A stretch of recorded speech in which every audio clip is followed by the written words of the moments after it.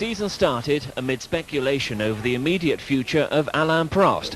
Fired from Ferrari at the end of '91, he was thought to be on the verge of joining the Ligier team. He did a lot of winter testing, often disguised in other drivers' helmets, but eventually decided against joining the team. He took a sabbatical year instead. In other teams, there were many changes. Ferrari restructured their team after a poor '91 and brought their former world champion Niki Lauda in as the team advisor. On the drivers' front, Ivan Capelli joined Jean Alesi.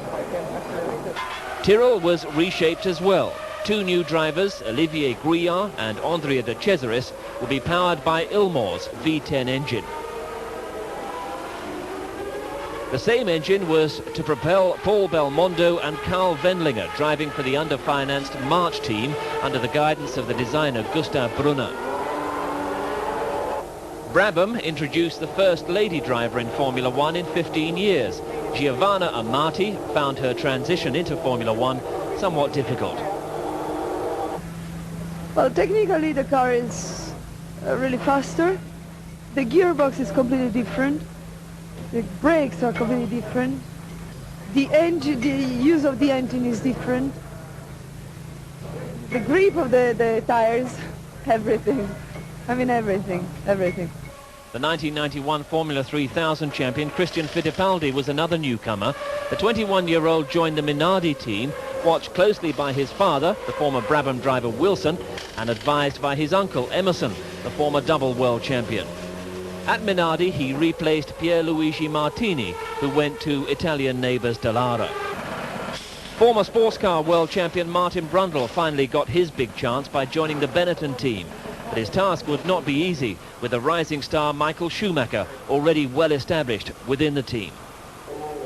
Outstanding debutants in 1991 Jordan was another totally reorganised team for the new season. They had two new drivers in Stefano Modena and Maurizio Gugelmin, and even more significantly, the new engine, Yamaha's V12. Venturi LaRousse introduced a new Japanese star in Ukio Katayama, and the Swiss Andrea Chiesa was learning Formula One with the Fórmula team. But of course, I try to not. I try to always look at the mirrors and try to let pass other people quicker than me. Was a big surprise first time that the Senna passed me. I saw that I was watching the TV. The Brazilian triple world champion knew from the outset he would be facing a tough year. Last season he'd struggled but succeeded to hold off Nigel Mansell in the Williams Renault. But this year he felt will be even harder. We all have seen last year the fight has been great between all of us, and I think perhaps we'll have another season like that.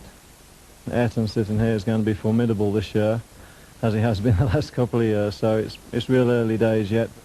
Senna and McLaren were facing not only Mansell's determination, but the most sophisticated package in the pit lane.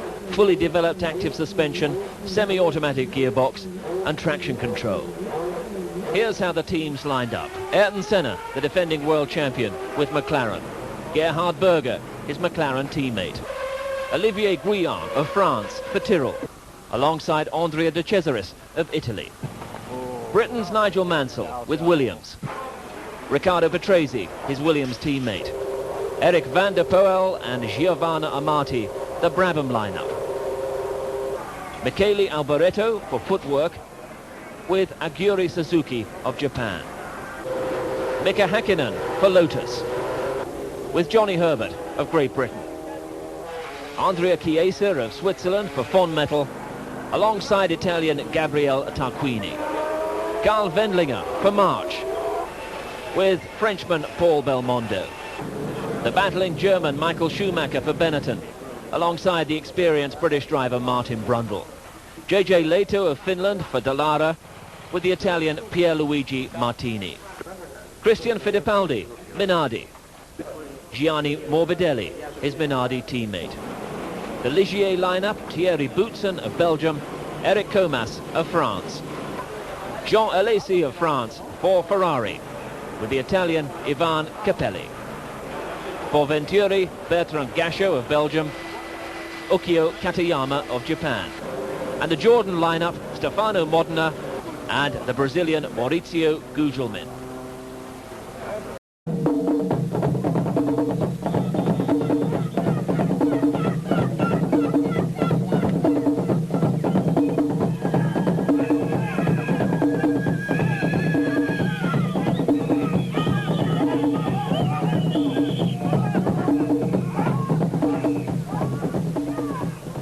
Formula One returns to South Africa for the first time since 1985, but Kyalami is a much revised and modernised circuit.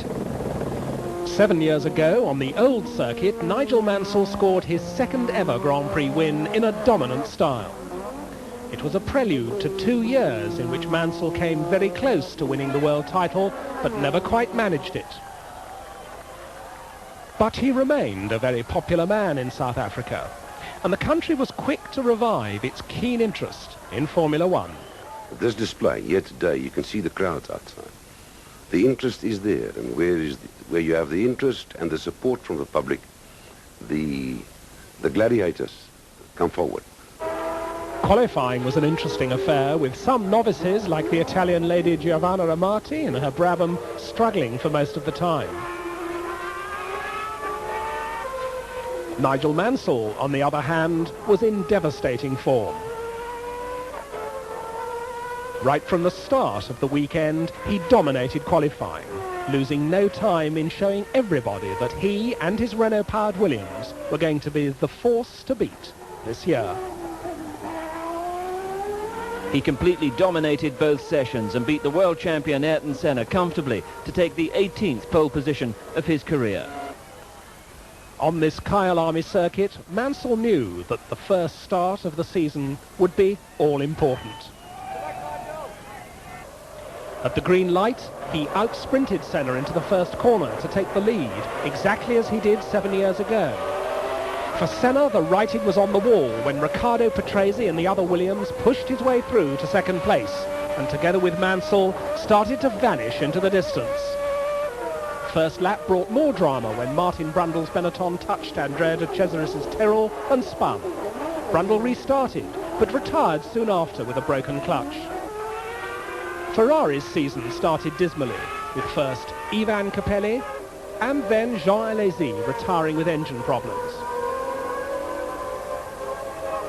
By that time, Mansell's lead over Patrese and Senna was more than 20 seconds, and he was busy lapping slower cars, supported avidly by the fans. Behind the leading trio, the young German Michael Schumacher, driving his 7th Grand Prix in a Benetton, drove steadily to finish 4th. Lotus driver Johnny Herbert scored his best result in 3 years, finishing a very promising 6th.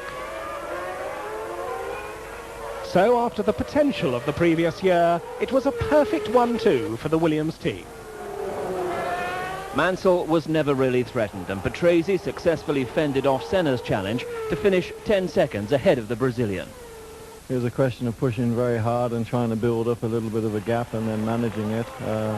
Ayrton was pressuring Riccardo obviously halfway through the race because I was pushing quite hard later on and was not going away. And then it was just a question of trying to have a bit of spare time with the traffic, but the traffic was pretty good.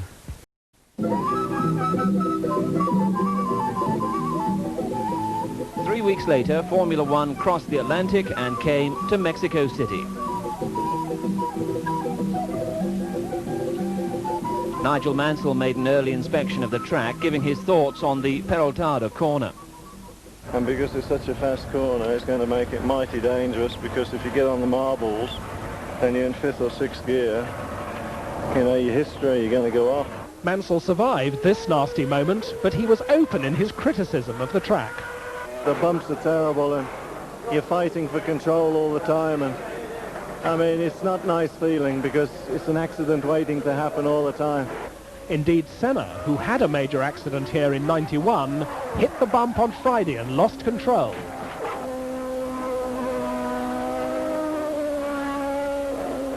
The Brazilian was in considerable pain from an injured leg. However, he would be fit enough to drive again on Saturday, on his 32nd birthday, and qualify a brave 6th on the grid.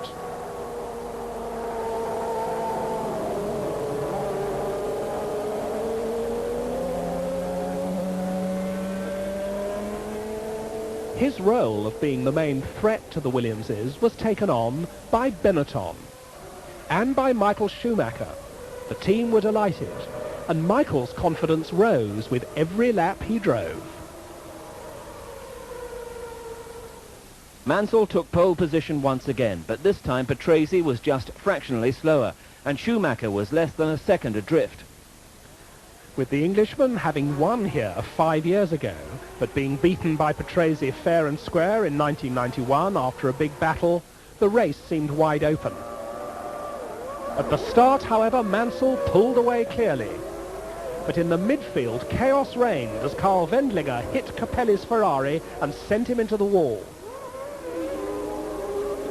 Mansell led into the first corner, and all Patrese could do was watch the tail of the other Williams once again.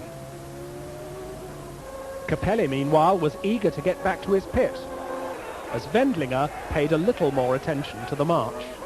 Mansell led Patrese, Senna and Brundle. Schumacher recovered from a bad start by forcing Berger out of 5th spot. The German would soon pass Brundle for 4th. And it became 3rd place when Senna's transmission broke on the 12th lap. For more than half of the race, Berger and Brundle bitterly disputed 4th place. The Englishman was in truly inspired mood. And a spectating Senna found it all rather amusing. But Ferrari's star Jean Alesi found the lack of his car's straight-line speed appalling when De Cesaris easily passed him on lap 30. The Frenchman's engine would expire 2 laps later.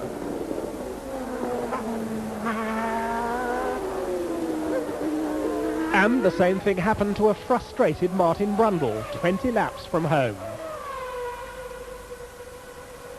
But it was no problems for Mansell, apart from a smashed mirror, and he easily scored his 2nd win of the year. He eased off towards the end, allowing Patrese to come closer, while Schumacher stepped on the winner's podium for the first time. And he adapted well to the role, proving a tough man with the champagne. But after the race, most had only one question in mind. It looked fairly easy, was it? No, it wasn't.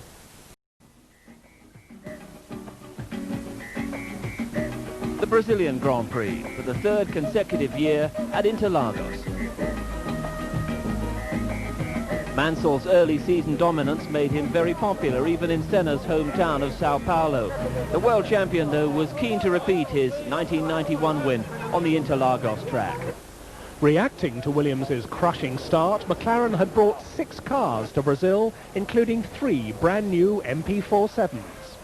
All that was in vain, however, as Mansell again utterly dominated qualifying, until Saturday afternoon, that is, when he had this moment of truth with Ayrton Senna.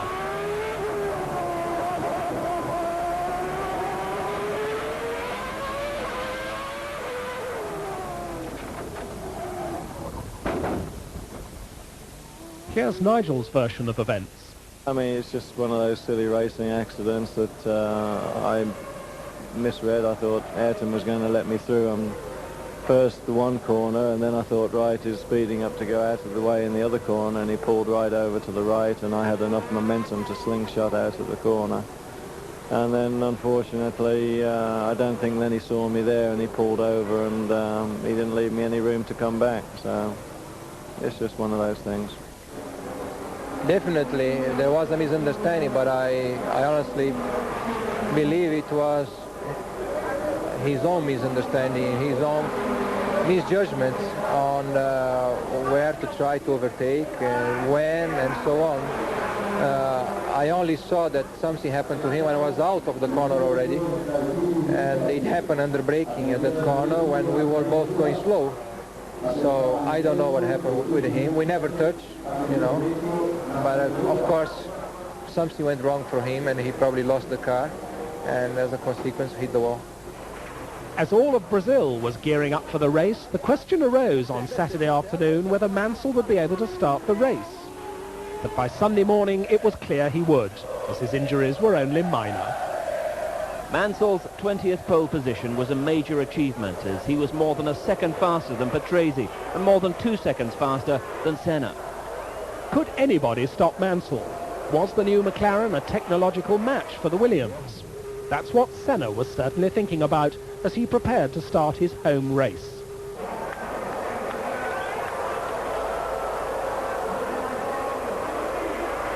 For once, Mansell had too much wheel spin, and Patrese reached the first corner leading. Senna started well, but once again he could only watch the Williamses as they pulled away. After several laps, Senna, with his car proving very quick on the straight, was trailing a large group of pursuers led by Schumacher, and the young German wasn't at all happy about it. Ayrton was quite slow. I was always quicker than him, but there was no chance to overtake him. And then he started, I would say after 10 laps, he started to play a game, I don't know. He couldn't finish, and he just braked us in the slow corner where no chance was to overtake. In the straight, he just go in the throttle back and drove away from us. And once there was a situation, he let me pass, came in a slipstream and passed me back. Just to do it like this, that somebody else can overtake me, you know. And I'm really upset about Ayrton. I think it is not really necessary for a 3-time world champion to do something like this. It all ended on lap 17 when Senna was terminally stopped by electrical problems, retiring from his second race in a row.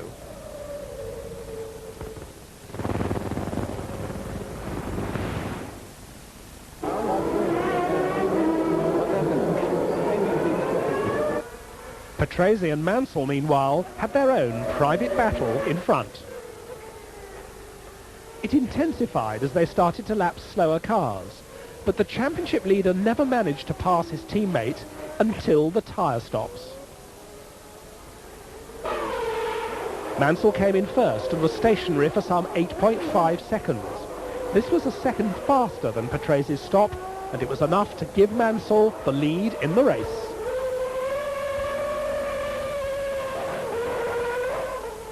Behind Schumacher, the fourth-placed battle between Alesi and Brundle ended in tears.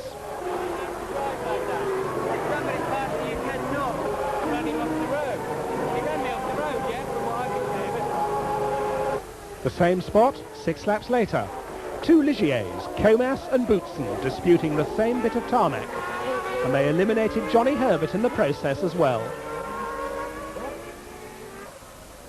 With Patrese unable to make any impression, Nigel Mansell cruised to yet another win, the 24th of his career.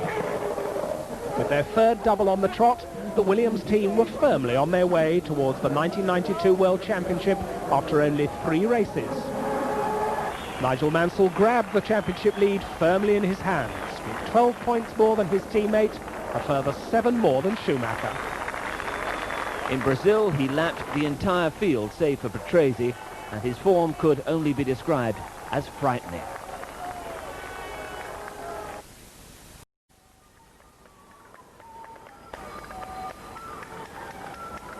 Round 3 in the Olympic city of Barcelona. Normally the country of colour and sun, Spain this time welcomed Formula One with heavy rains that dominated both final qualifying and the race.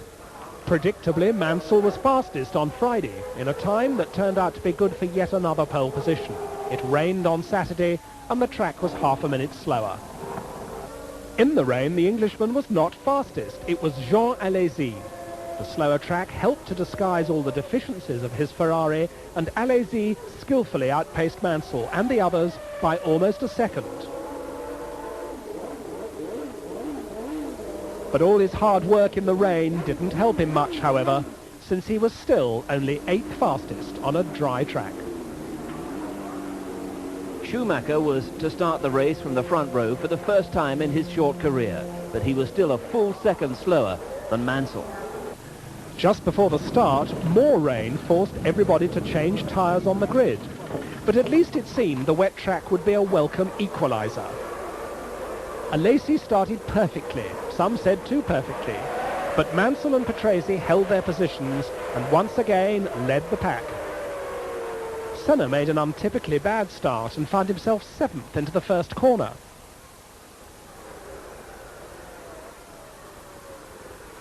But he immediately passed his teammate Berger and then quickly disposed of Brundle as well to start a race-long chase after Schumacher. Berger's attempt to deal with Alesi in the same way ended like this. Alesi's acrobatics cost him his tyres, and he had to call in to change them halfway through the race.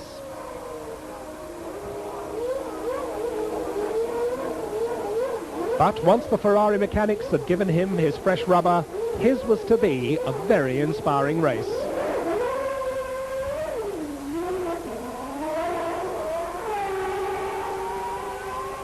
The same cannot be said for Patrese race. He was to mark up the Williams team's first retirement of the season. Closing on Häkkinen to lap him, he lost it.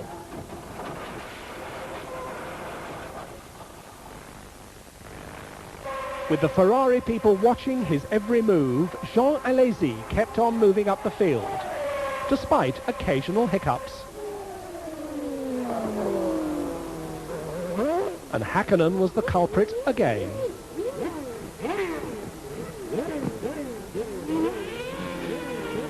Towards the end of the race, the conditions became so bad that even Senna, a renowned rainmaster, first spun and then crashed for good from his 3rd place. Mansell, however, never put a foot wrong and won masterfully. It was his 25th career win, which put him equal to the great Scot Jim Clark. With 4 wins from 4 starts, he also equalled Senna's record from '91. Schumacher continued his rise and finished 2nd in only his 10th Grand Prix, while Jean Alesi finally gave Ferrari something to cheer about by taking 3rd after Senna's demise. They were wet with rain, and now they could be wet with the traditional champagne. Michele Alboreto gave Team Footwork their best ever result, while Pierluigi Martini scored the first point for Dallara Ferrari.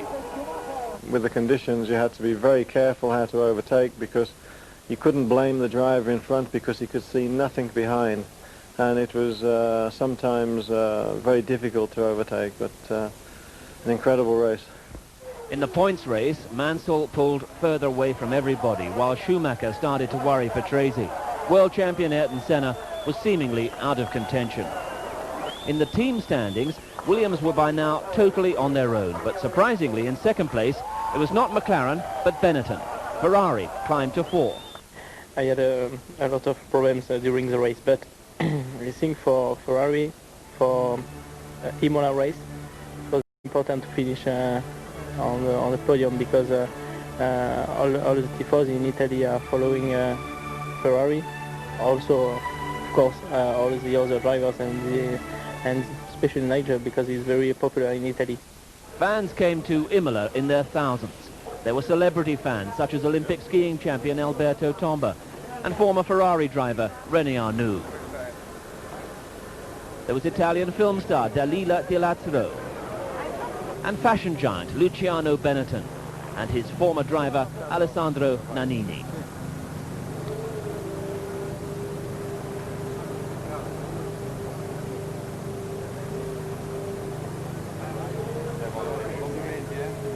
But when the real business started, it was Mansell who again stole the limelight. During Friday qualifying, he demolished all his rivals with another fantastic lap, which clinched his 5th pole position in a row. He may not have been driving a Ferrari, but ever since his days with the Scuderia, the Tifosi in Italy have taken him to their hearts. They call him Il Leone. Macchina motori oggi lavora molto perfetto, molto contento. He was again more than a second faster than Riccardo Patrese. Senna's McLaren improved, but obviously not enough, and others were too far behind to pose any serious threat. Well, the Ferraris were back on the 4th row, but the fans didn't seem to mind too much. But at the start, Mansell did it once again. With Patrese firmly covering his back, he was already pulling away as the field rushed down to the tow-sub end. Brundle had started well as he outsprinted both his teammates Schumacher and Berger.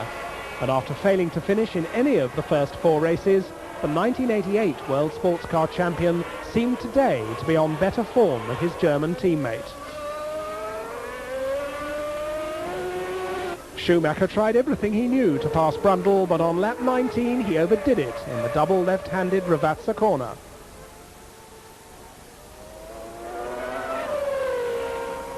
He didn't want his day's motor racing to be over, but the damage to his Benetton suspension was too much.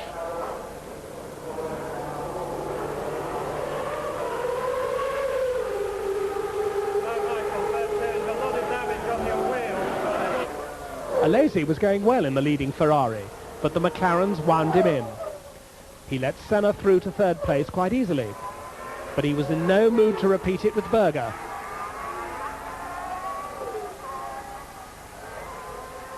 To the dismay of the Italian fans, one of the Ferraris was out. It took the marshals a while to clear the track, but they managed it, and the race was not stopped.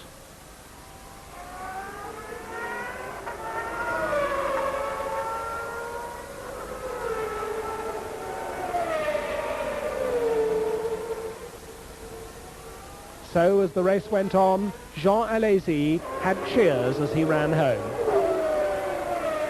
At Imola they cheer a Ferrari driver no matter what happens. There was another scare when the Japanese Ukio Katayama lost a part of the bodywork from his Larousse Venturi.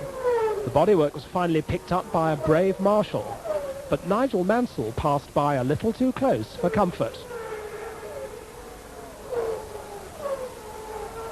The Tifosi saw no reason for staying any longer. There were no Ferraris left in the race, Capelli had also spun off, and Nigel Mansell was leading by a mile. For Frank Williams and his technical director Patrick Head, the race was as absorbing as ever. And they were able to watch Nigel Mansell come up to the line to take his record-breaking 5th win. 5 starts, 5 wins, a new record for Nigel Mansell. Patrese closed in the dying laps, but he could do no more. Senna finished a distant 3rd and in agony. He suffered from severe cramps and shoulder pain and couldn't get out of the car until long after the race. So the podium celebration was an all-Williams affair. And as ever, both Mansell and Patrese clearly enjoyed every moment of it. I mean, we made history today, 5 in a row, and it's a complete tribute to the engineering, to the engineers, and to everybody who works with and for the team. I dedicate this win to them and the historic victory. For Senna, who was now trailing the Englishman by a massive 42 points, but who'd seen one of his records broken, it had been a day to forget. For him, another very frustrating and painful race.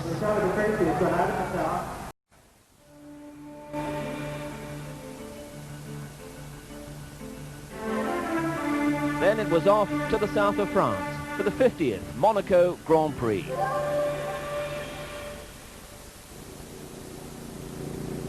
Some like it for its glamour and party going, some like it because it's simply a demanding place to race. But Monaco is more than ever the jewel in the Formula One calendar, an event where past and present drivers meet, a place to see and to be seen. The race hasn't produced many winners in the past 8 years, just 2, Prost and Senna, and many wondered, would this tradition be broken? Well, as soon as qualifying started, it seemed very much that it would be. Nigel Mansell was in a class of his own, both on Thursday and on Saturday. On the track where he'd first led a Grand Prix 8 years before, but where he'd never managed to win, he flew around at shattering speed. On this toughest and bumpiest of circuits, he took full benefit of his car's active suspension. Both he and team owner Frank Williams were thrilled afterwards. I used both my new sets of tyres, and I didn't think it was possible to go quicker. And I went out on my first set of game because that had the fewest laps on, and I actually got a clear lap, a totally clear lap, and I just hung it out everywhere. And I put it together, and it popped up 19.4. I mean, what can I say except I'm elated. Again, Mansell was almost a second faster than anybody else. Senna was third on the track where he'd lost only once since 1987. Coming to the grid a little late, in company with his brother, Senna looked almost confident. It was quite the opposite with Mansell. But for the Englishman, it was business as usual from the very start. Senna elbowed past Patrese into the Saint-Devote corner, but he could do nothing about Mansell. Up the hill to the Casino Square, Mansell had already started to pull slightly away.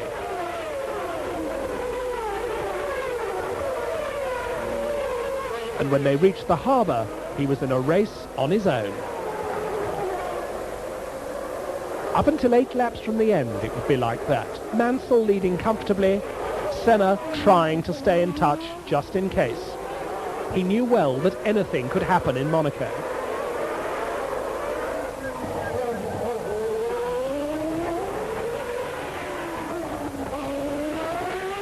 For Ivan Capelli, that anything happened on lap 60.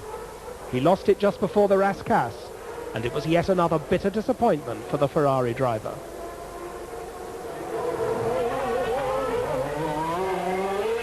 Ten laps later, Mansell's smooth run was over. Suspecting a puncture, he rushed into the pits.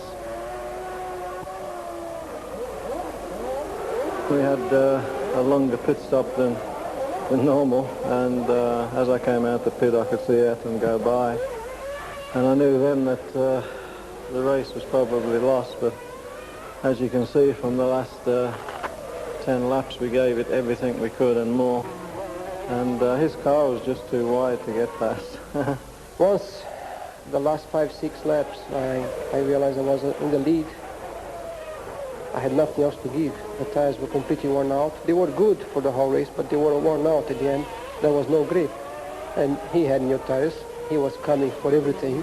So I knew he would be in for a major one the last 3 laps. And it was exciting, but very difficult because he was several seconds faster than me for every lap. And I had no grip to put the power down, so it was like on ice driving around. And fortunately, I think we were only 3 or 4 laps that way. It was an unexpected, thrilling finale to the race that had seemed to be over. Senna's Honda engine seemed to have just enough power to keep Mansell at bay on the straights. And it's never easy to pass Senna in the corners, especially at Monaco.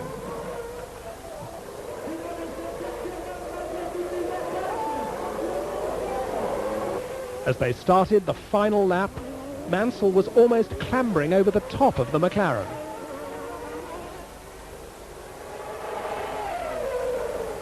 Into Saint-Devote. Up the hill towards Casino Square.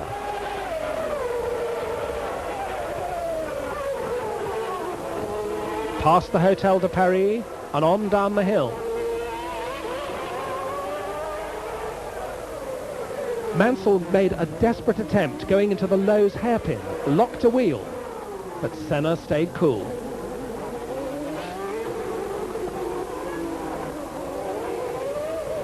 Under the bridge and into the tunnel for the final time. Still Ayrton Senna blocked Nigel Mansell's every move. Down to the chicane, Mansell was sliding all over the road, almost hitting Senna's gearbox, but to no avail. Now down to Tobac. Then past the swimming pool. Not much time left now, as Mansell looks one side then the other, and they're down to the Rascasse for the final time. Mansell trying every possible trick, tries to go in wide to come out tight. Senna's there blocking every move. Honda power held off Renault power down to the flag, and the race belonged to Ayrton Senna. He won by a mere 0.2 of a second, but it was his 5th win in Monaco, and he equalled Graham Hill's 22-year-old record. Understandably, he was more than delighted after the race.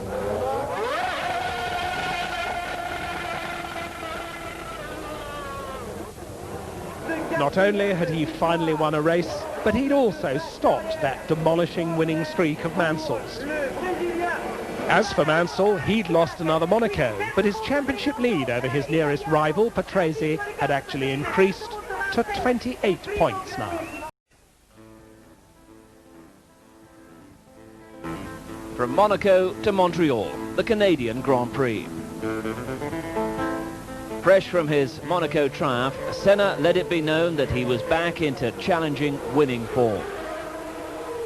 He dominated the Friday qualifying session, leaving Mansell only fourth fastest. On Saturday, Mansell was faster than Senna, and faster than everyone else. But the track was now considerably slower, so that Senna was fastest overall. And he was watched by two interested guests at McLaren, Mario and Michael Andretti. Senna clinched the 61st pole position of his career, and for the sake of the 1992 World Championship, everybody hoped he would increase his points score here. Most unusually, Mansell would start the race from the second row of the grid. It promised to be very interesting. The top 5 qualifiers were covered by less than a second. So to the race. And at the green light, Mansell started well, but he just failed to pass Senna into the first corner. He tried to do it several times in the first few laps, but Senna calmly employed his Monaco tactics and stayed ahead. Nigel was getting fed up with seeing the back of the McLaren for the second race running. And Senna even eased away a little bit. Meanwhile, further down the field, the LaRousse Venturi drivers Gasho and Katayama were involved in a rather destructive fratricidal tussle over 12th place. But on lap 15, Mansell did even worse, crashing out for good. Gerhard Berger saw the whole thing. Nigel tried to overtake Ayrton on the end of the straight, just coming into the chicane before the start-finish line. And, I mean, I was thinking before to do the same with Patrese, but we all know that it's very dirty inside, and if you go brake later, it is a good chance to go straight over the thing, and that's exactly what's happened. He tried to overtake him, Ayrton brake late, he tried to brake late, it was dirty, and he went straight over the chicane and he spun, and he went in the wall. Mansell stayed in the cockpit of his car for a lap and showed Ayrton Senna what he thought about the incident as the leaders went by on the next lap. Knowing Senna was now free to take the win as he wished, Mansell was not much in a mood to discuss the matter with journalists. But he needn't have worried. Senna's hopes expired some 20 laps later as the Honda's electronics failed. Before the season was half over, what was left of Senna's World Championship chances now seemed definitely lost. But the Brazilian was still better off than Ivan Capelli.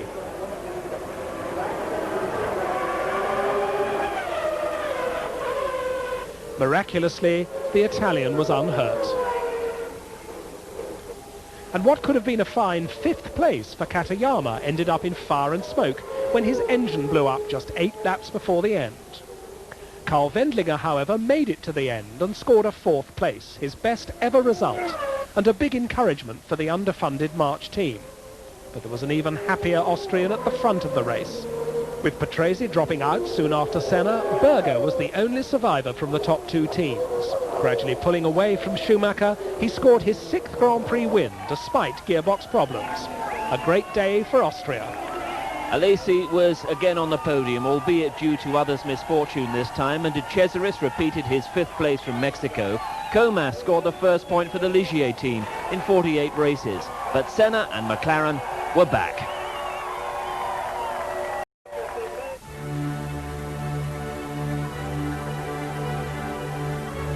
After 2 consecutive wins by McLaren, the return to Europe was eagerly awaited, even despite the French lorry drivers' blockades. Some of the Grand Prix stars, including Michael Schumacher, used their time just before the French Grand Prix to look inside some of the marvellous castles in the region around the Magny-Cours circuit. On the circuit itself, past and present FISA presidents were keen to help the Ferrari team back into winning mood.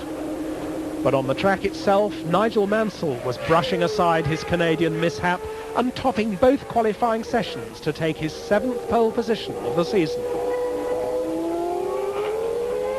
Patrese was second once again, and Senna was once more way off Mansell's time. Schumacher was fifth, not too far away from the McLarens. The Germans shared everybody's concern just before the race. Heavy clouds gathered in the region, and it seemed inevitable it would rain later in the afternoon. At the start, however, it was dry. Patrese made a perfect getaway and led the field through the first lap. For the first half of that first lap, everything was fine. But then, on the approach to the hairpin, two separate accidents happened. Still Patrese leading Mansell and the two McLarens.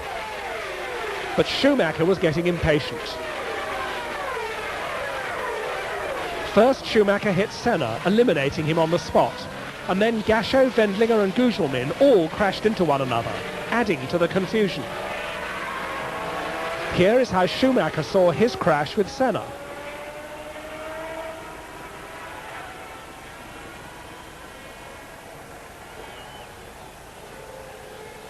Back at the front of the field, Patrese and Mansell had soon left everybody else behind, but far from running according to any team orders, they seemed to be determined to battle for the lead.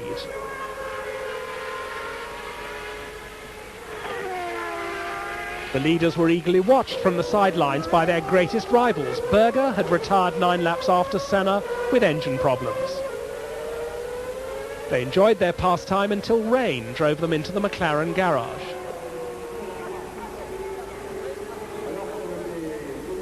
In fact, it was now raining so hard that the race had to be stopped. Jean Alesi, fourth at the time, did what everybody else did, stopped on the dry spot under the bridge after the finish line. The race was to be restarted after everybody had changed to rain tyres, but in fact the sun appeared and it was to be a dry race again. As Griard blatantly jumped the start at the back, Patrese repeated his earlier performance and led once again. On down to the hairpin, Mansell was closing and he went past. But he also went a little wide and was passed again.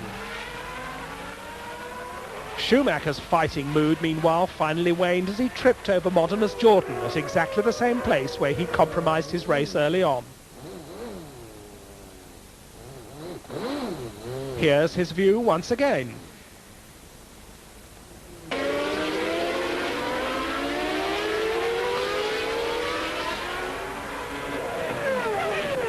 And here's the crash from another angle.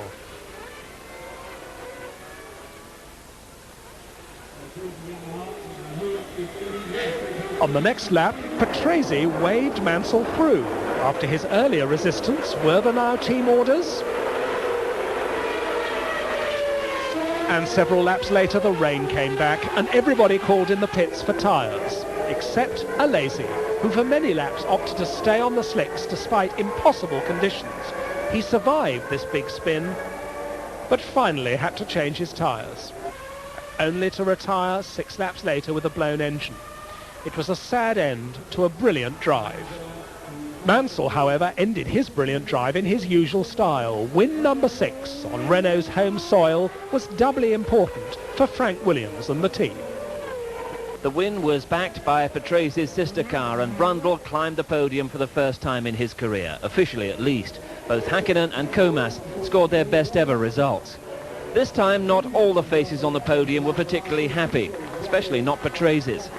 With Schumacher not scoring, Patrese was now firmly second in the championship. But more importantly, Mansell drew further away into what now seemed an uncatchable lead. In the team standings, Williams was of course in total control, but McLaren was again ahead of Benetton, if only slightly. But was there a reason behind Patrese waving Mansell through? So still no team orders at Williams? No comment about that.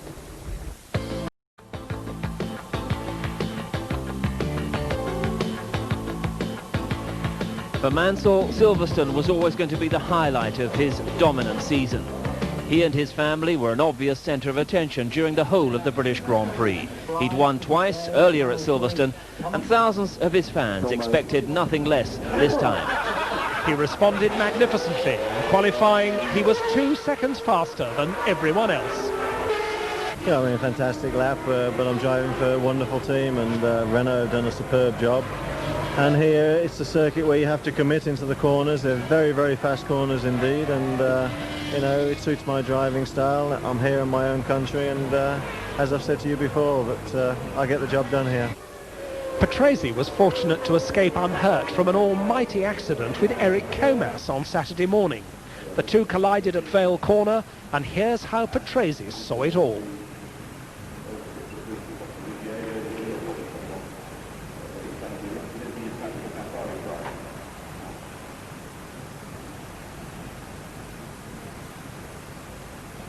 Senna was third fastest again, but almost 3 seconds behind Mansell this time, while Schumacher squeezed into row 2, pushing out Gerhard Berger. But at Silverstone, all anybody cared about was Nigel Mansell. The pressure was enormous, but he looked ready. At the green light, Patrese again started better and led into Cox Corner.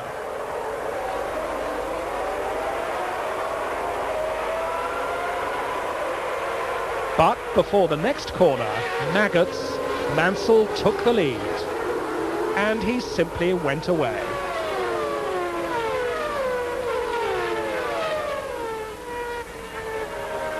Right from that first lap, his determination was enormous, and as others fought for lesser placings, he made sure nobody else should even think of coming close to him.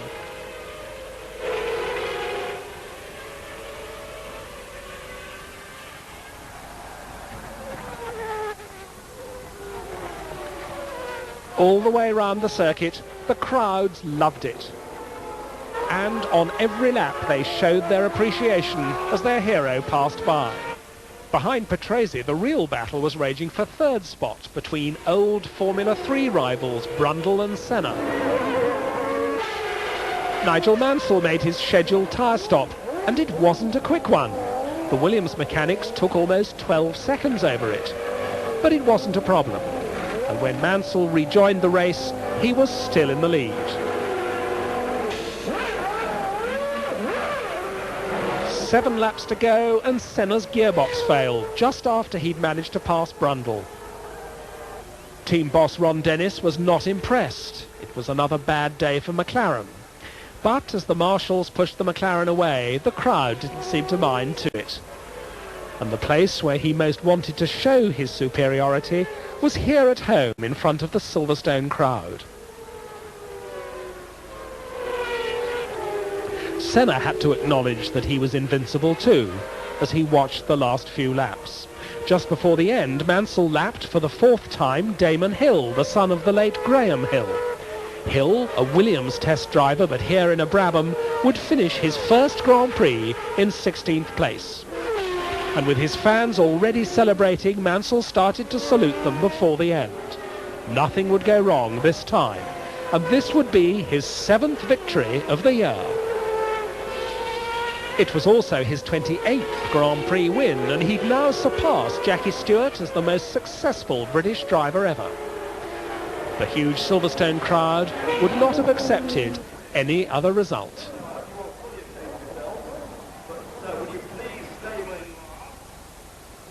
Patrese was second once again, and Brundle repeated his result from France and beat his teammate Schumacher to the podium.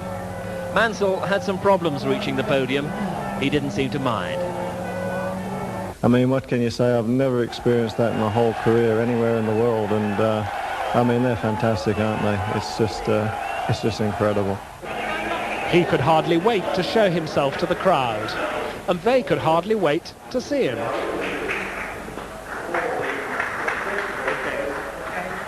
Take the lead now. Thank you.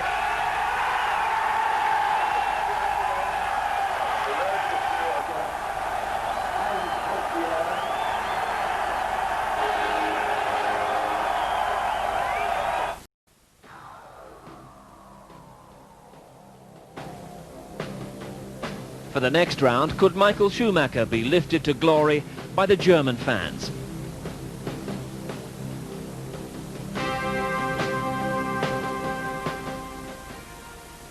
But his weekend started badly, going off soon after the start of qualifying.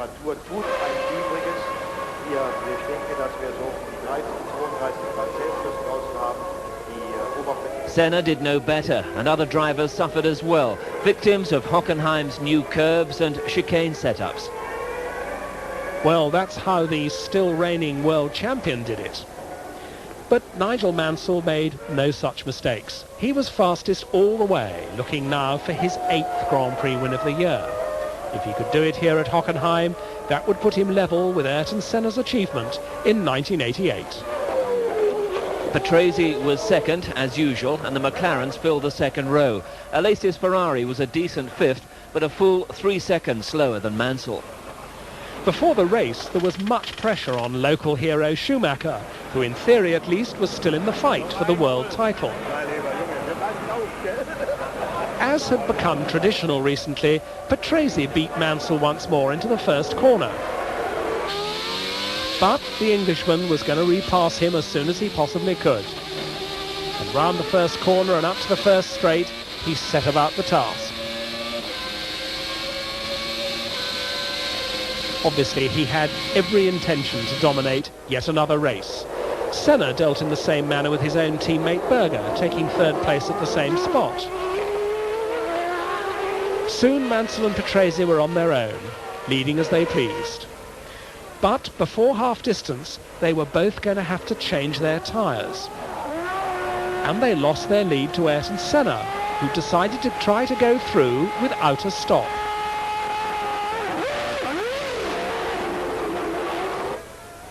Mansell caught the Brazilian quickly enough, but Senna proved difficult to overtake. His Honda engine was almost a match for the Renault, and his braking was as late as ever. It's one thing to catch up with Ayrton, but just as in Monaco and Canada, it's another thing to get past. And almost like Canada, Nigel nearly threw it away. Well, I mean, we're both side by side and slipstreaming well over 200 miles an hour, and Ayrton left his braking real late. I left mine quite late, and we almost both didn't make the corner. And I thought at one time, because his back end really stepped out, I thought maybe he's going to go real sideways, so I gave a bit more room and then slid wide myself. It was interesting, but I mean, Ayrton's a great racing driver, and you know, he doesn't let anybody pass easy. After passing Senna, Mansell started to pull away once again. And meanwhile, his teammate Patrese had to make up for time lost in the pits by passing Schumacher. After struggling for several laps, he finally managed it under braking for the chicane, and immediately set after Senna.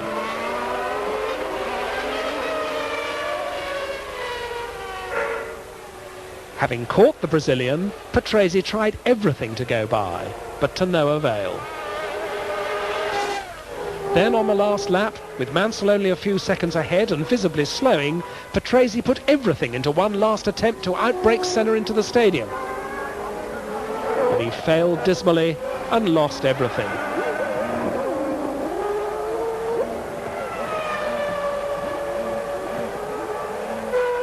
Mansell, on the other hand, routinely went on his way to clinch another win. He wasn't in trouble, he was just taking it easy. He finished just 4.5 seconds ahead of Senna, but it was enough for win number 8. Patrese's misfortune promoted a delighted Schumacher to 3rd place at his home Grand Prix. Mansell now had 86 points, 46 more than Patrese, and was very close to winning the title. He could become the champion in Hungary.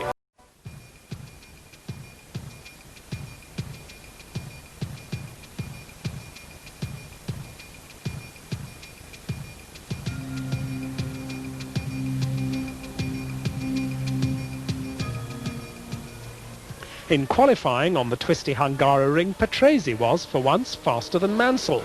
But this weekend, Nigel was playing it safe. Still, Mansell was not far behind, and he was still more than half a second faster than Senna. Schumacher again completed the 2nd row. To win the title, Mansell needed to win in Hungary or to finish 3rd if Patrese failed to score. It looked easy, but the pressure was now really on. Patrick Head knew all about it. 3 drivers had won titles in his cars earlier. Jones in 1980, Rosberg in 1982, Piquet in 1987. Mansell knew it was his turn finally. Would he make it this time? Uncharacteristically, he made a very slow start, allowing both Senna and Berger to go by and chase Patrese into the first corner.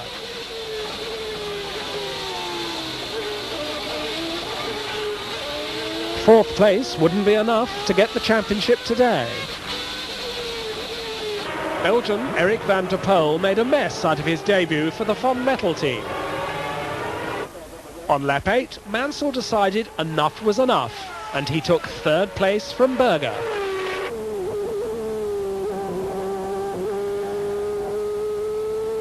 He was now after Senna, but the Brazilian, predictably, proved more difficult to pass. Mansell's cause wasn't helped by an uncooperative and lapped Martini. Alone in the 20-second lead, Patrese suddenly spun, lost a lot of time and dropped to 7th place. This changed the situation dramatically. If Mansell stayed third, he would be champion. If Patrese got back into the points, Mansell would have to pass Senna. But just as things looked good for him, Mansell had to change his tyres 6 laps later. Even though Patrese was now out with a blown engine, it seemed that the title was slipping from Nigel's hands. But he rejoined the race at a furious pace. He was now down in 6th place. He was helped a little by Schumacher losing his rear wing, with dramatic consequences just 2 laps later. Thankfully, Schumacher was unhurt. The incident had probably been caused by Brundle gently nudging his teammate earlier in the race. Mansell quickly caught the 4th-placed Häkkinen and passed him on lap 66.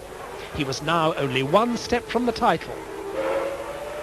On the next lap, he was with Brundle and passed him easily. He was third and potentially the world champion. But just to be on the safe side, Mansell decided he should pass Berger again. He did so, just, and he was now second. Senna, in the meantime, cruised safely to his 2nd win of the season. Victory for McLaren. But Mansell finished his 176th Grand Prix race some 40 seconds later with a 2nd place that was enough to clinch him his first World Championship after 12 years of trying. A proud moment for him and for the team. And Roseanne Mansell was congratulated by Peter Windsor.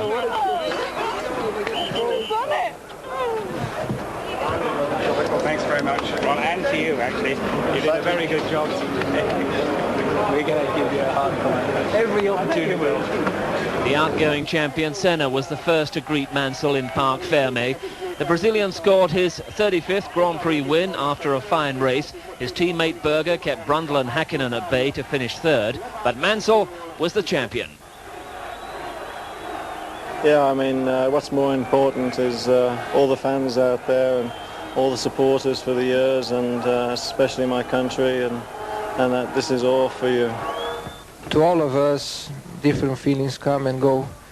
But one thing that perhaps we all have in common, apart from our differences, personality difference, is that we are all racers and we love our activity. We take chances, we take risks, we go through pain, we sacrifice lots of things in life just for the pleasure to be P1.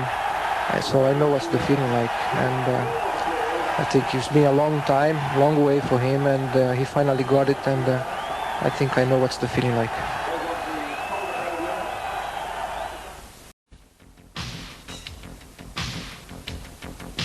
The driver's title was decided, but the championship continued. Spa welcomed Formula One with some stormy weather, but not all the Grand Prix weekend had been like this. Friday morning was nice and sunny, but not for Eric Comas, who crashed heavily in the fast Blanchimont sweep before the pits. Ayrton Senna was the first to reach the scene of the crash, and he rushed to help the motionless Frenchman.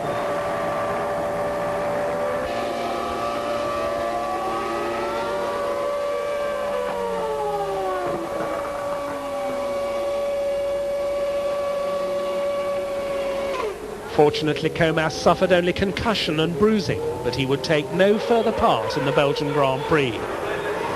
On Saturday it was wet, and the drivers spent more time in the garages than on the track, and the talk was about the 1993 season. Prost has a contract, he has a clause in there that has a veto for me to drive, and it's nothing you can do about it. He simply doesn't want to compete with me in the same car, and it's basically because he knows that in the same car is tough to beat me. He gotta have a different car, and that is sad because this is business, of course, but it's also some sport in it.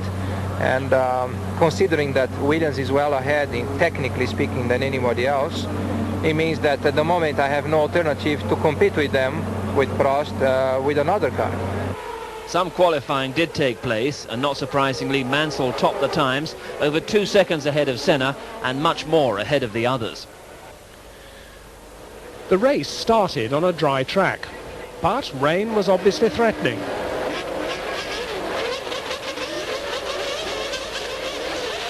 At the green light, Mansell led Senna away. But further down the grid, the man who wasn't moving was Gerhard Berger.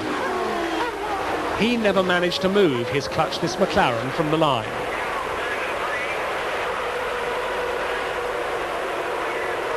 His teammate Senna, meanwhile, took an early lead and managed to keep ahead of Mansell until the end of lap 2.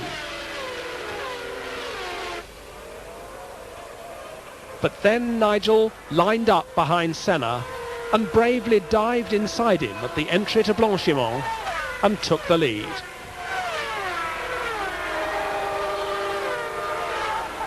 As it started to rain quite heavily, Patrese followed suit and passed Senna for second place.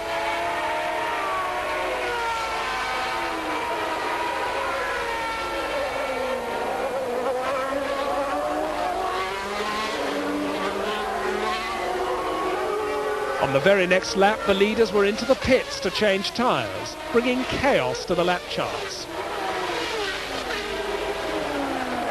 More and more of them came in, but Senna stayed out.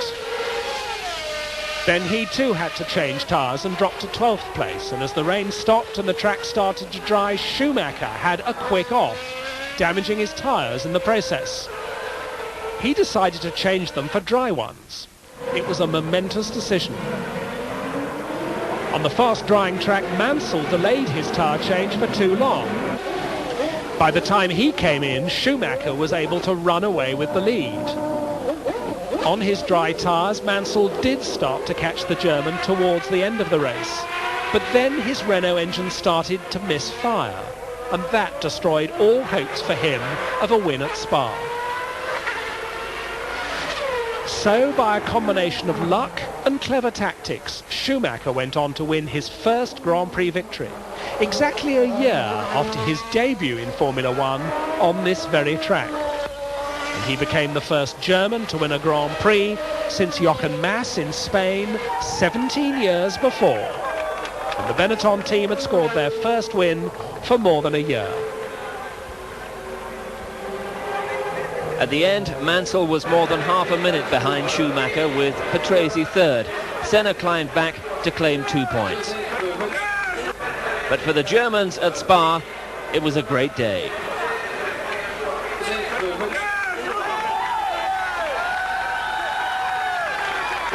I really can't describe it. I mean, it's something crazy.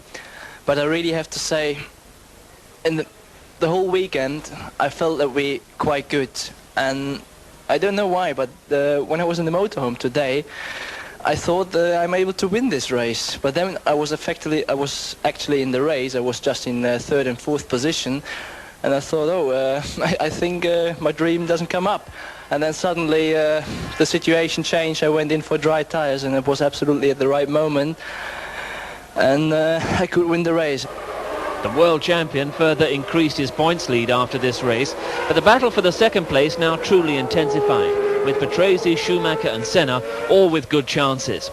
The Williams team clinched the Constructors' title with the 10 points earned in Spa, but here as well, the runner-up spot was wide open.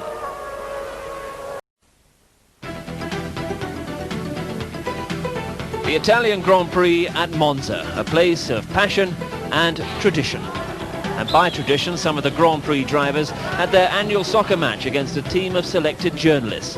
Mansell and Schumacher, needless to say, once again stole the show.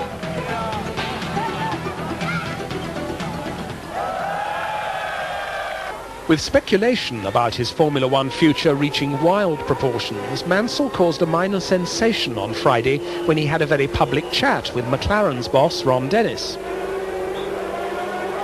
But the bomb was finally to explode on Sunday morning, with Mansell holding a press conference. Due to circumstances beyond my control, I have decided to retire from Formula One at the end of this season. The news had yet to sink in, notably in his own team, but everybody had something to say about Mansell and his world title. He's probably, without doubt, the most electrifying of all the drivers. In my opinion, none of the previous three could get out of a car what he does when he's on a qualifying lap. Well, I think there's only one word. It's been excellent, and he's won a lot of races. He's won the championship very early. Made a mistake in Brazil with Senna, but that's about it. Brilliant. The car is so good, and also he has a lot of confidence. He has no problem with his teammate, and I think it should be okay, no problem. I'm just pleased that there's another British driver up there winning as often as Nigel is. I mean, he rates as, winning the first championship is always the most difficult one. It took Nigel quite a while to achieve it. But he's a real good world champion, I think, and he rates as high as any other world champion. I think it's been a great success and fully deserved. He's been very aggressive behind the wheel, and he's a very strong man, and I think that's played a big part in this year's championship.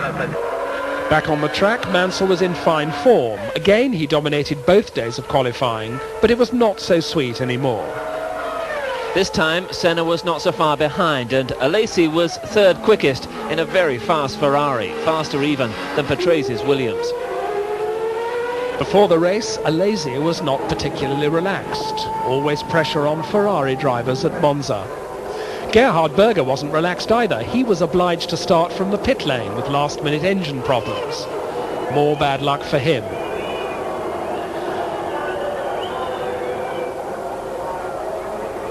But at the green light, it was Mansell who finally led the race away,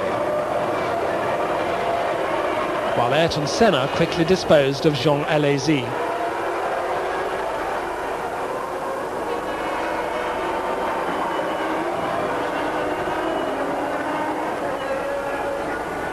But the Brazilian was to prove unable to stay with Mansell, who slowly began to build up a sizable lead.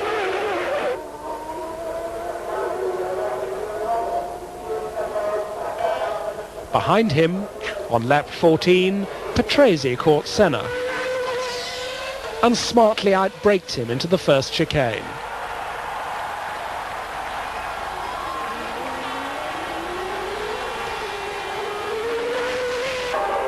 Then, 7 laps later, Patrese mysteriously appeared in the lead. Mansell wasn't in trouble and was still pursuing him, but Riccardo Patrese was leading his home Grand Prix. The television replay showed what had happened. Mansell had deliberately waved his teammate past.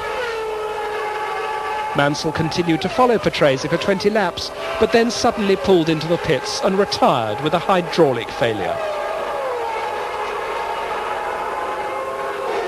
What happened was the supply pressure for the gearbox just dropped, so then I was stuck in 6th gear, but it was a good race. I obviously let Riccardo through and rode shotgun for him because we spoke before the race and he really wanted to win this one. And I think now for sure he'll go on and, well, I was going to help him win anyway, but I'm out of the race and he's driving a fantastic race, fantastic year, and I hope that he wins out there with no problem at all. But it was not to be, as Patrese slowed dramatically amid a shower of sparks. He too had a hydraulic suspension problem. It allowed Senna to close right up, and soon Senna was able to take the lead, just 6 laps to go to the end of the race. Patrese, however, decided he could finish the race, and he cruised slowly round, eventually to finish 5th.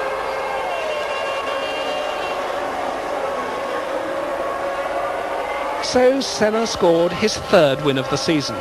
He was lucky.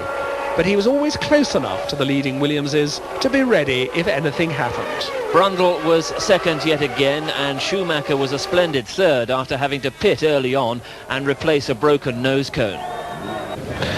I'm very happy with my own race because I believe that with the car engine combination we had for us here, it was the very best I could get out of it today during the race.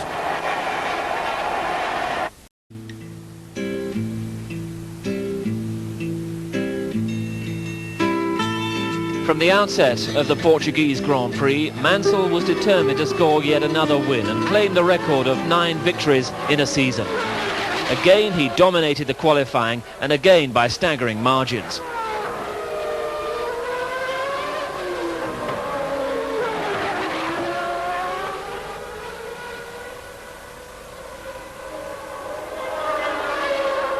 Patrese was relatively close, but Senna was again more than a second away.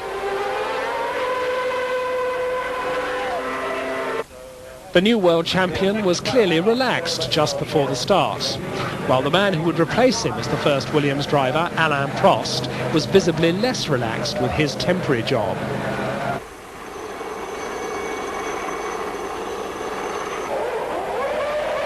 Green light. And once again, Mansell ruthlessly led the field. Patrese briefly stayed with him down to the first corner. But then Mansell started to pull away from his teammate.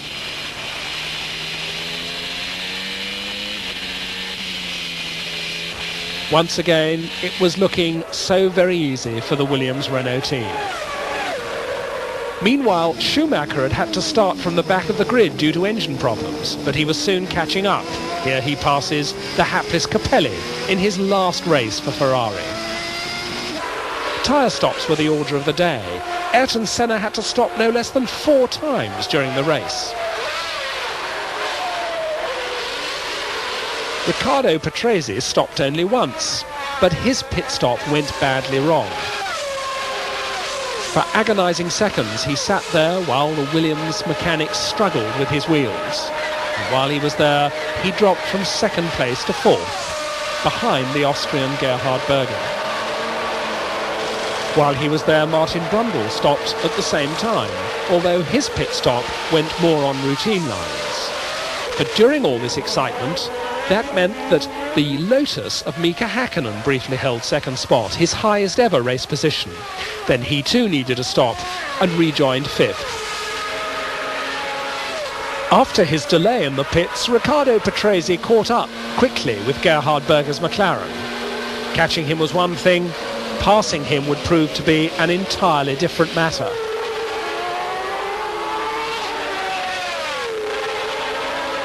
For several laps, the two were glued together in their battle.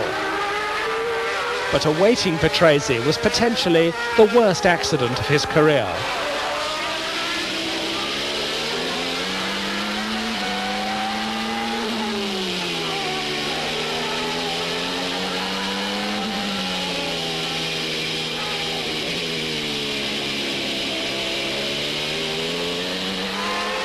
Then coming onto the top straight, it happened.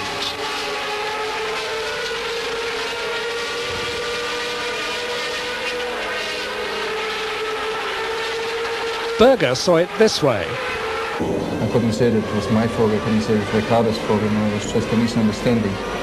He went out from the last corner. I mean, you cannot put up the hand in the last corner. You have everything to do, you have both hands on the steering wheel. And I went out and straight away, when I come out, I positioned the car straight away in the middle and to go into the pits. And I thought he was going to come left, because the last time when I looked at the mirror, it was quite a big gap still. And then I just entered the pits, and just when I was already nearly entering the pits, I feel a touch, and I just saw him flying over me, and I was really afraid, and I was sure that he's going to hurt himself, and I'm very happy now that he's okay.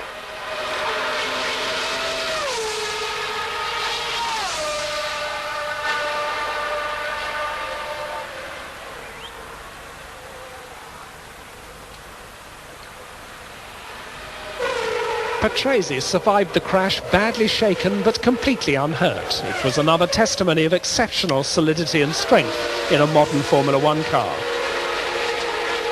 Up in front, quite undisturbed by anybody, Mansell cruised to his 9th win. It was another record in the Mansell book. Berger eventually finished second, the only one who escaped being lapped by the winner. Senna's 3rd place also pushed him into 2nd place in the championship, albeit some 58 points behind Mansell.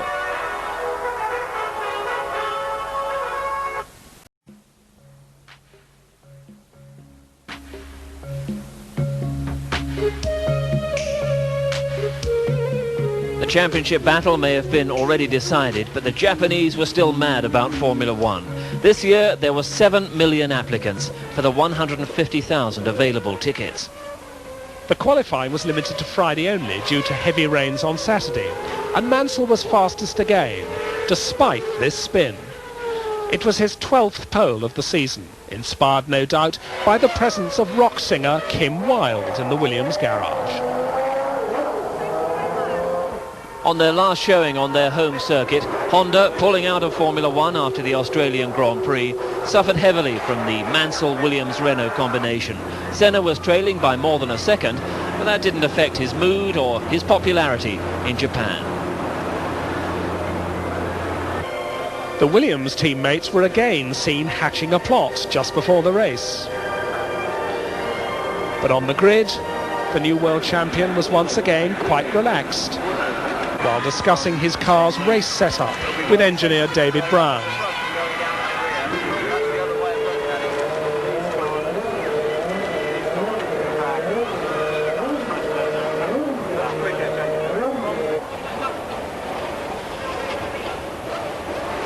Mansell seemed to have come to grips with his starts now, because once again he led Patrese away at the green light. 2 Williams Renaults, 2 McLaren Hondas, Schumacher's Benetton and Johnny Herbert up in 6th place in the Lotus, just ahead of teammate Häkkinen.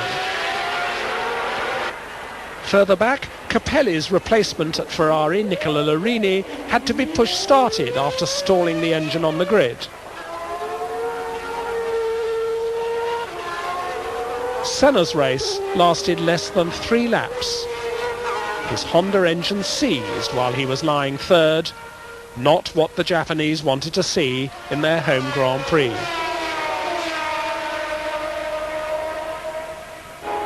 And Mansell went on to build up a handsome lead over the first 20 laps and looked all set for another win.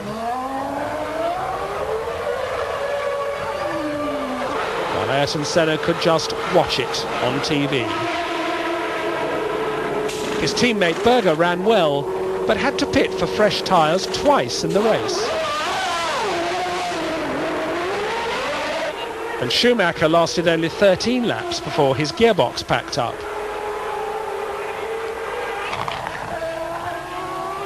Remember LaRousse Venturi drivers Gasho and Katayama and their adventures from Canada? Incredibly, they did it again, this time fighting for 11th place. Frank Williams was not impressed, but he was even less impressed when he saw Mansell's car engulfed in flames and slowing into retirement. The Englishman had again let Patrese through several laps earlier, and as at Monza, had hit trouble soon afterwards.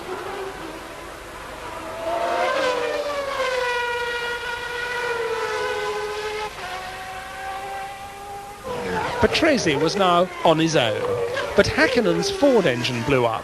He'd been lying 3rd at the time, just as his Lotus teammate Johnny Herbert had been when he retired earlier. Mansell had just enough time to return to his garage and change before the end of the race. But this time Patrese did keep going. His car held together and he finally won his first race of the season.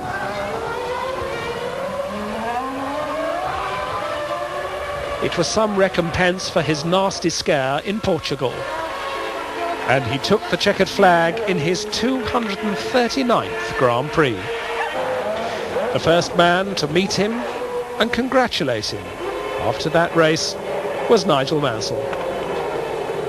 Despite all of Formula One's pressures, here are two teammates who have remained friends.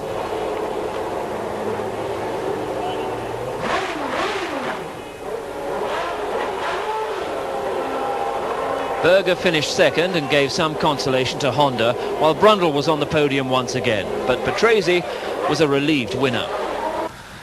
I was very scared that something could happen to me again, like it happened to me in Monza. So really, also if they were easy, they were not so easy in the end, the last 6-7 laps. The final stop for the championship, Adelaide, Australia. And with his spirits lifted, Riccardo Patrese was keen to enjoy a gentle build-up to the race.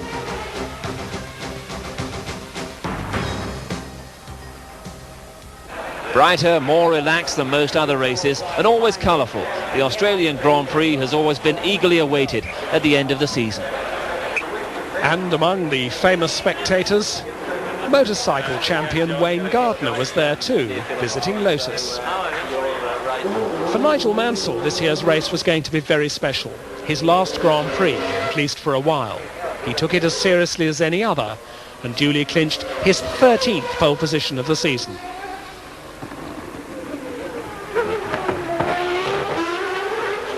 But on Saturday it was Ayrton Senna who was fastest. But the times were slower that day. He had to accept second spot in what would for him probably also be the last race for at least a year. The difference between the two was less than usual and looked promising for the race. Patrese was third, Berger fourth, just fractionally faster than Schumacher. Well, that was quicker than us this afternoon in qualifying. We think we've got a couple of reasons why we weren't quick enough. But whichever way you carve it up, those guys next door on the red and white cars are very close. Tomorrow should be great. I hope it's going to be a great race to watch. There were some emotional scenes just before the start as Mansell greeted his mechanics for the last time. Outgoing world champion Ayrton Senna was pensive, while former world champions on 4 and 2 wheels Alan Jones and Barry Sheene were enjoying the scene.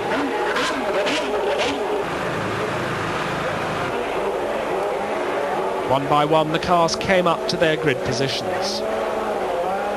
It had been a long, long year, and this would be the 16th and final start. Come the green light, Mansell never allowed Senna to edge ahead and cleanly took the lead. And in the midfield, Grouillard spun and promptly collected the luckless Martini into an early retirement.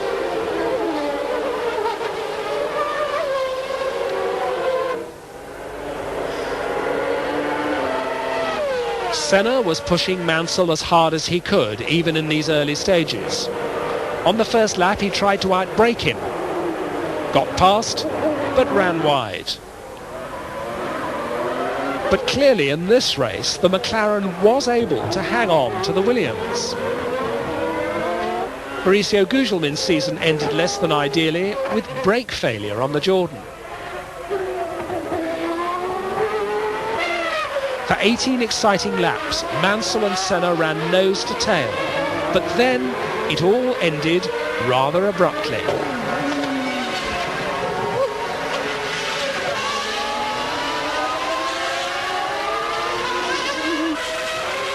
Mansell's race engineer David Brown took it hard. It didn't seem a fitting end or even a fitting temporary break for two fine careers. Here's the replay of the crash that was sure to ignite various interpretations.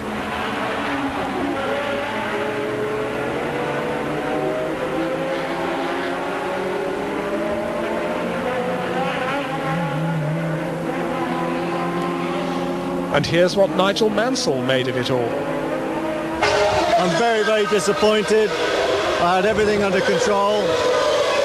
You can't do any more than lead the race from the start until the point where you're taken out.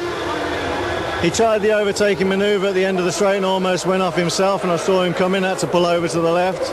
I mean, I'm just disgusted with the whole thing, and I've got nothing really further to add except I'm just glad I'm going home. Senna was less public, but no less eloquent. Suddenly, the second drivers, Patrese and Berger, were disputing the lead, and almost in the same way as their team leaders.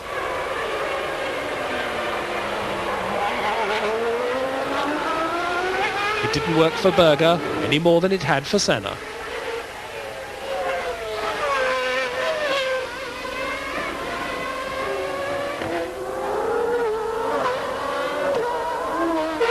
And De Cesaris's good season with Tyrrell ended like this, while Patrese lost a healthy lead when his fuel pressure dropped on lap 50. Thus Berger inherited the lead, just as in Canada. But this time he had Schumacher chasing him hard to the flag. Berger was forced to slow considerably due to fuel consumption problems, and Schumacher failed to catch him by just 0.7 of a second at the end of a very dramatic end to a long and dramatic season.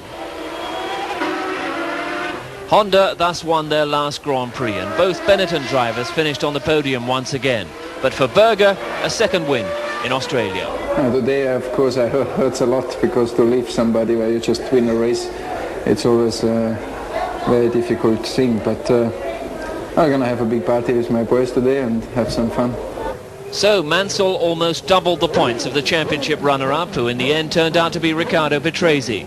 Schumacher pushed Senna from third place, and Berger almost caught up with his teammate.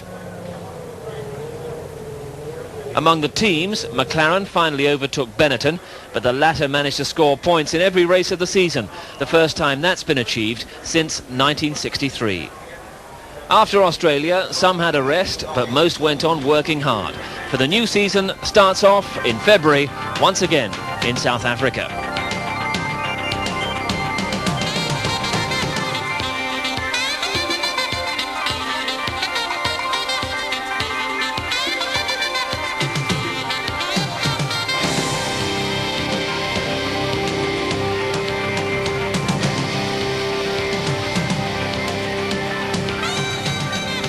Okay, well, what we've got here now, Michael, we've got the stiffer rear bar on, we've got the unballasted nose, and we've got a new set of tyres from Series